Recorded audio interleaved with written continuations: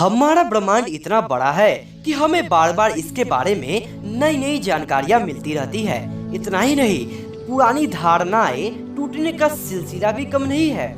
हाल ही में हुए एक अध्ययन से पता चलता है कि ब्रह्मांड में अब तक पृथ्वी की जो स्थिति सोची या समझी गई थी वह गलत थी। इस अध्ययन में शोधकर्ताओं ने जब हमारी गैलेक्सी मिल्की वे का नया नक्शा बनाया तब उन्हें पता चला कि हमारे सौरमंडल की तो जगह कुछ और ही है। शोध में हमारी गैलेक्सी का catalogue publication of astronomical society of Japan में पब्लिश हुआ है। हमारा सौरमंडल अब हमारी गैलेक्सी के केंद्र में स्थित ब्लैक होल के ज्यादा पास है, जबकि पहले यह थोड़ा दूर मापा गया था। हमारा सौरमंडल सैजिटेरियस ए नाम के इस ब्लैक होल की चक्कर भी तेजी से लगा रहा है।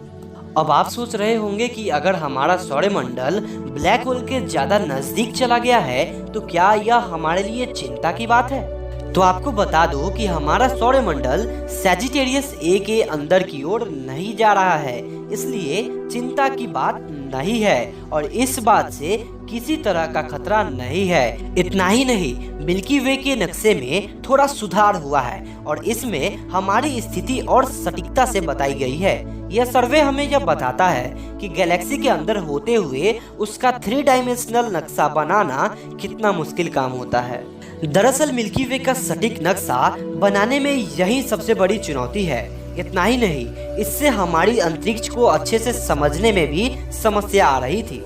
2 डायमेंशन स्तर पर अंतरिक्ष के तारों और दूसरे पिंडों का नक्शा बनाना बहुत आसान होता है, लेकिन इन पिंडों के बीच की दूरी का अनुमान लगाना बहुत ही मुश्किल होता है। इन पिंडों के बीच की दूरी पता करना भी बहुत ही जरूरी होता है, क्योंकि इससे हमें तारों के अंदर की चमक का सही अनुमान लगाने में मदद मिलती है।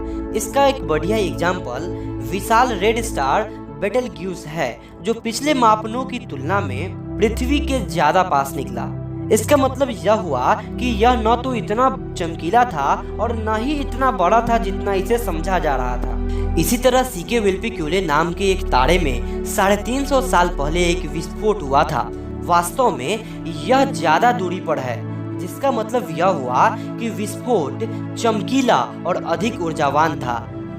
अब इसकी नई व्याख्या की जरूरत है, क्योंकि इससे पहले का इसका विश्लेषण इस मान्यता के आधार पर हुआ था कि इसकी ऊर्जा कम थी। लेकिन अब हमारे एस्ट्रोनॉमर्स के पास बड़ी डिस्टेंस को मापने के लिए बेहतर उपकरण और तकनीक है, जिससे एस्ट्रोनॉमी के जरिए सर्वे कर मिल्की वे का बेहतर 3D नक्शा बना सकते हैं। ऐसा ही एक सर्वे जापान के VERA VLBI exploration radio astronomy survey है।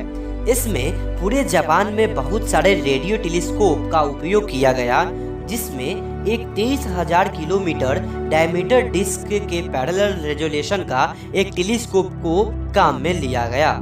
इसी सिद्धांत के आधार पर इवेंट होराइजन टेलीस्कोप से ब्लैक होल की छाया की पहली तस्वीर ली गई। साल 2000 में शुरू हुए इन सर्वेज में पैरेलैक्स मेथड से विभिन्न तारों की दूरियां नापी गई।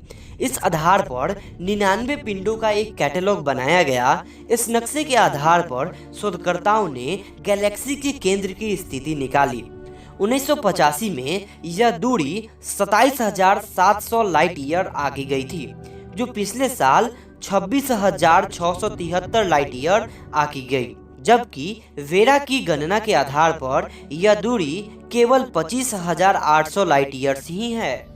तो दोस्तों, इस वीडियो के माध्यम से हमें यह पता चलता है कि साइंस समय समय पर खुद को अपडेट करती रहती है। जैसे जैसे नई तकनीक आती जाती है, वैसे वैसे साइंस भी नई नई समस्याओं को हल करता रहता है। और हम भी यही कोशिश करते हैं कि हम आपके लिए नई से नई कंटेंट और साइंस से रिलेटेड लेटेस्ट न्यूज़ लाते रहें। तो दोस्तों, अगर आपको वीडियो अच्छा लगा तो वीडियो को लाइक जरूर करना और इसी तरीके के अमेजिंग वीडियोस को देखने के लिए आप हमारे चैनल को सब्सक्राइब भी कर सकते हैं।